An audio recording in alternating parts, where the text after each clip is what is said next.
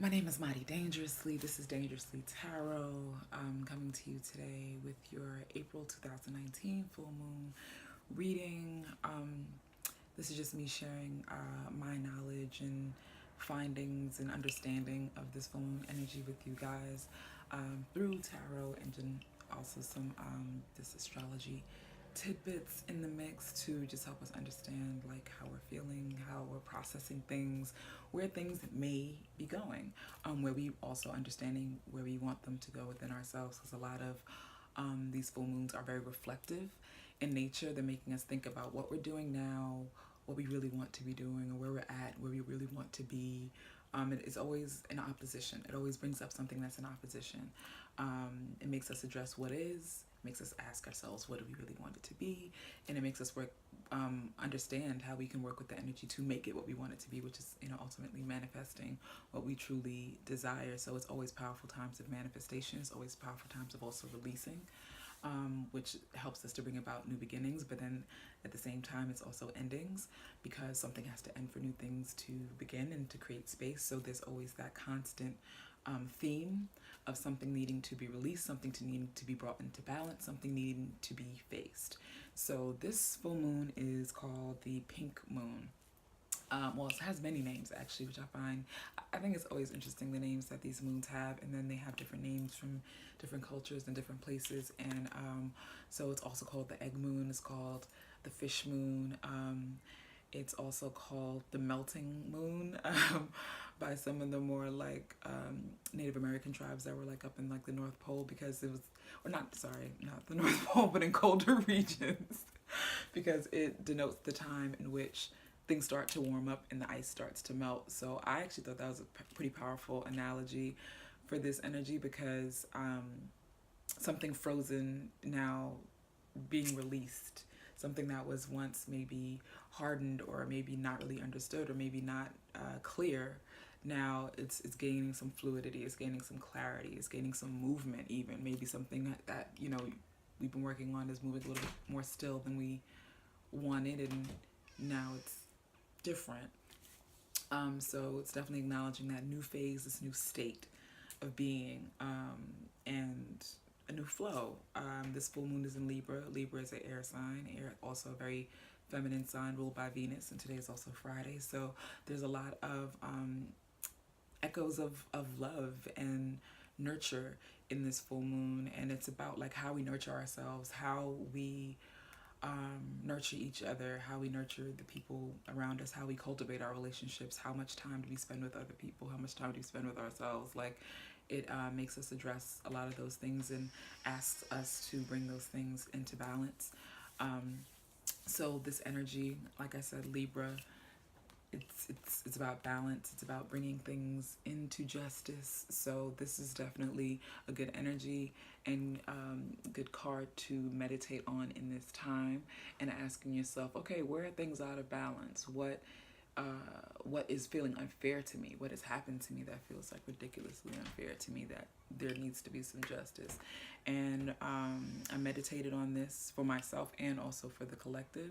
And I asked, what are some things that as a society, as a collective of people right now, like as awakened people, what is it we're really, balancing right now?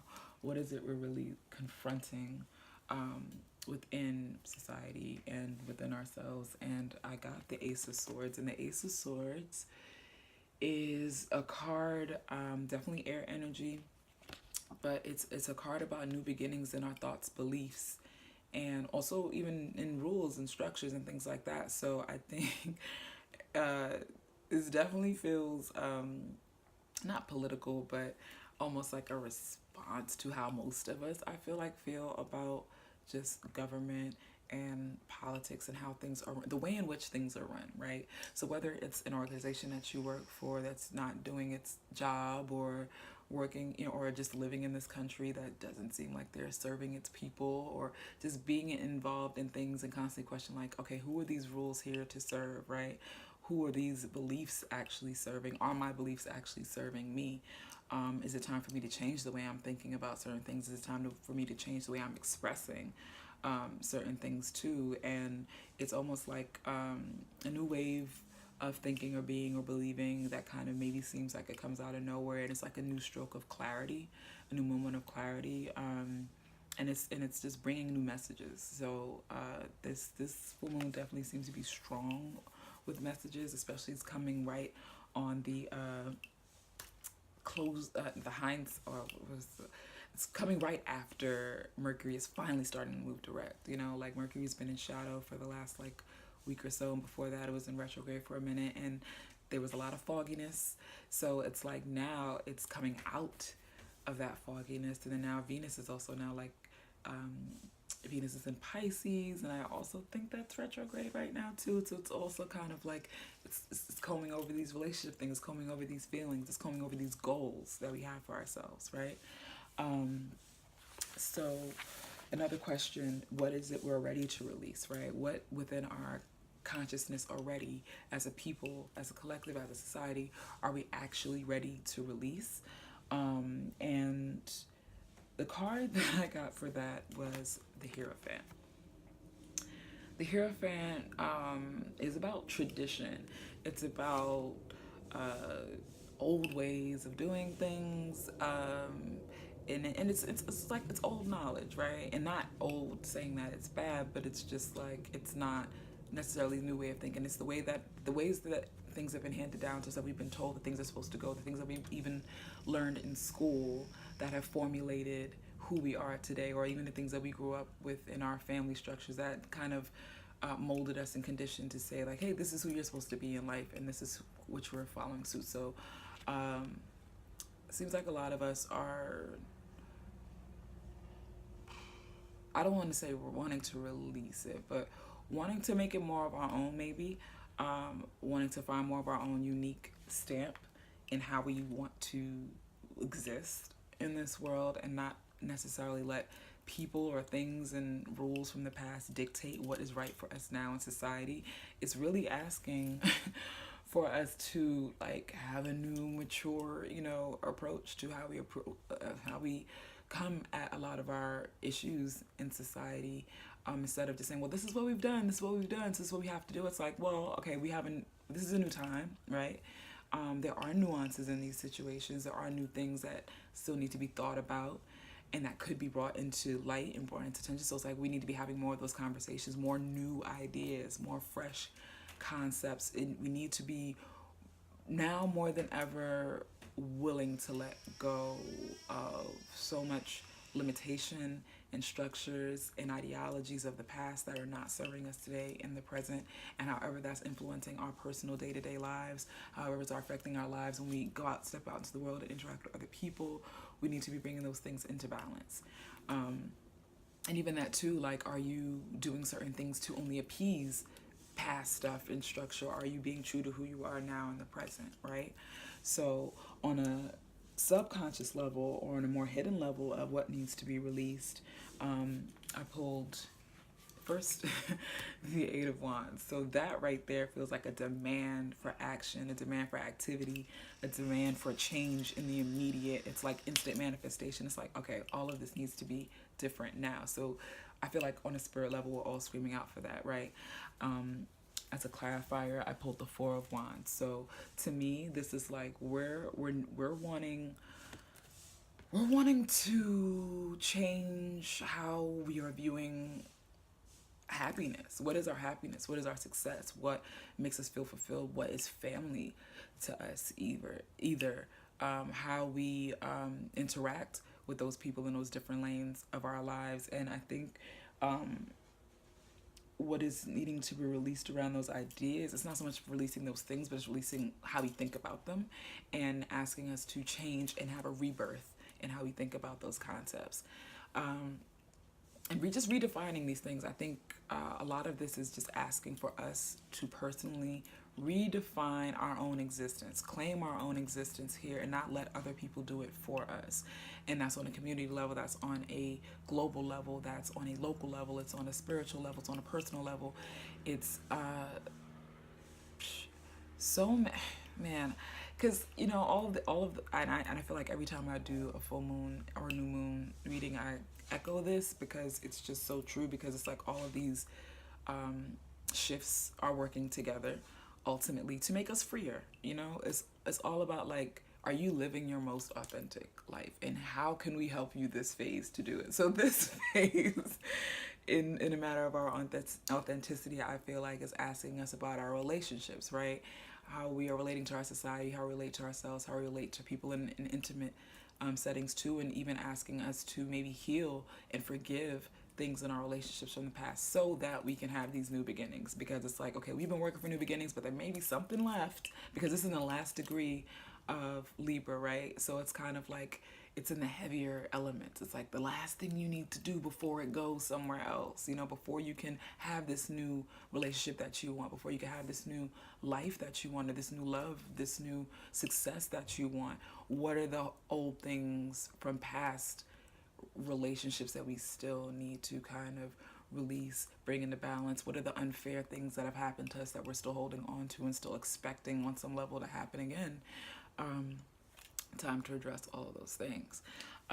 When it comes to where our overall well-being is at as a collective, I pull the Daughter of Swords. The Daughter of Swords, she's clear, she's clear, she's honest, she's direct, she knows what she wants. So I feel like, and this is a she, he, but it's the Daughter of Swords, I'm saying she, but this is for whoever. It's saying that you're now feeling maybe clearer than you felt in a long time, and maybe understanding, oh, this is where I'm at and this is what I need to do. Just feeling a little bit more decisive about those things, and ready to actually take some action, ready to actually feel like, oh, I'm in a space to actually create a plan now to do this thing that I say I want to do, or do this thing that I've actually been working on. How can I refine this now to make it better? So she's kind of stepping into that space, and it's really about clarity, right? Where we need to better nurture ourselves. Where we're needing to better nurture ourselves, I pulled the Seven of Wands, which is about sometimes believing in ourselves, right? It's like feeling like we have the strength, the courage to get through things, and ultimately the Seven of Wands perseveres because the Seven knows, they're like, okay, I have to do this. I don't have a choice, right? It's just me. I'm out here by myself, right? That's kind of the Seven of Wands energy.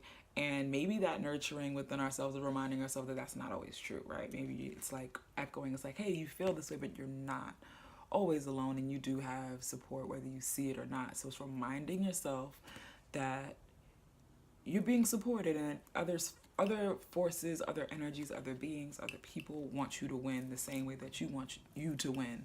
So it's remembering that, and it's keeping your fire lit, it's keeping yourself strong in those moments where other things seem dark. It's being that light when everything around you seems dark. And it's about belief. It's echoing that belief. We need to be forming new beliefs about ourselves, new beliefs about our power, new beliefs about our strengths, new beliefs about our purpose. And with that new belief, coming up with new actions of how to execute this in real time, how to be this in real life, and not just it be an idea. Better ways in which we can nurture others is the Temperance Card. Temperance Card is about also bringing things into balance. It's about moderation. It's about, like here we have the water dripping into the fire. So it's almost like, yeah, technically these elements could cancel each other out, or they could balance each other out, right? It's a calming, soothing thing. It's matching the extroverted in the spotlight energy with the introspective, feeling, healing kind of thing. It's like taking our time to get certain things done. Don't be in a rush. So maybe this is about maybe not rushing others, allowing people to take time on their journey, and maybe allowing people to understand things in a time that not matters to them, but that feels most right to them and for them. Being moderate in how you deal with people. So I think that's like not forcing too much of your own expectations on other people. Looking at the whole individual, not just the pieces that we want to see when it's convenient for us. It's having a more holistic view, it's having a more balanced view, it's having a more patient view, being patient with other people. I think a lot of us have patience issues. We were not patient with ourselves, really. And as a result, we're not patient with other people, and we want everything kind of immediately. We want people to just show up the way we want them to show up, and we want them to, be at our beck and call sometimes, whether we are expressing that verbally or not. There's like an expectation sometimes, especially when we're talking about relationships and of an intimate nature, or love relationships or family relationships. Everyone has their expectations, and sometimes we need to balance those things and reel it in, and make sure it's grounded in the reality in which we are actually living and what that person's actually living, and to see if it's real and fair. So that concludes my full pink moon reading. And also another thing I wanted to say that's interesting about this full moon is the second full moon that we had in the same sign of Libra, which is a rarity. So it's technically a blue moon, which is very magical. Sometimes they say a blue moon is only when there's 13 moons in a year, but I actually do think there are 13 full moons in this year. And when it's just like has some kind of rare quality to it, like, so this one, like, we almost never have two full moons in the same sign back to back, and we only have one full moon in a sign per year. So to have two is definitely rare, and it says that as humans, this is something we really need to work on. It's kind of calling our attention to it very strongly. And also another beautiful thing about this moon too, I think worth noting, is that in the sign of Libra is about making things beautiful, what we find to be beautiful in ourselves, what we find to be beautiful in other people. And another way we can acknowledge that and shine in this energy is, complimenting ourselves, complimenting other people, saying, "Oh, sis, you look beautiful," like, "Bro, you look dope," whatever. Like, shout your homies out if you got people around you who are doing great things, or if people are making beautiful things that you want to share, if you feel inspired to make something beautiful yourself. This is definitely an energy for it. I wanted to also end this with some affirmations that we can use in this full moon energy toward our relationships. And so some affirmations for self-love and acceptance, for nurturing ourselves.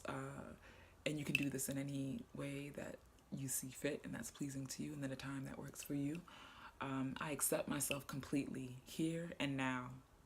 I love myself as I am. I accept all my feelings as part of myself. I'm beautiful and lovable however I'm feeling.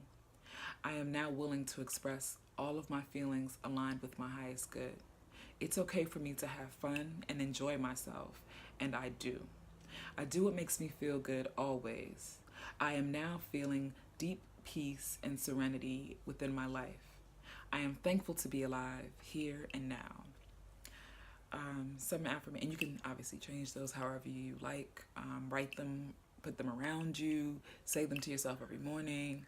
Our brain is changeable, so we can program it. We can program it to have the thoughts that we need to have, to get rid of self-defeating thoughts, to get rid of anything that's hindering our confidence, hindering our progress, hindering our success, hindering our work that we want to do in life. We can change that, by what we think and what we say, and then ultimately in what we do and what our actions are. Some other affirmations for attracting loving relationships with others, or healing relationships with others. My relationships with others are mirrors that show me myself. I am now learning from all of my relationships. I deserve love, pleasure, and healthy intimacy. I am now ready to accept a happy, fulfilling relationship in my life. I am now ready for my relationships to work. I love myself, and I naturally attract loving relationships into my life. I attract exactly the kind of relationships that I desire. I am now divinely irresistible to my perfect mate. So I hope we all get what we're looking for in life. And if you're a person in this full moon looking to strengthen your love relationships, or your friendships, or your business relationships, or looking to attract those things, I hope it finds you. I hope you find it. I hope we stay in the vibration of what we truly desire and what makes us happy and flourish. And yeah, this life is for us to enjoy, and I want us to all enjoy it well. So thank you for tuning in, checking this out. God's willing, I will be doing more of these on a more regular basis. I have been definitely lifing it, dealing with the juggling and lots of change happening in my personal life that I've been processing and getting myself to a grounded space so that I could get back to sharing more. So I look forward to this journey, and I thank you for being on this journey with me. Thank you for checking out Dangerously Tarot. My name is Madi Dangerously. Much love and light to you. Bless.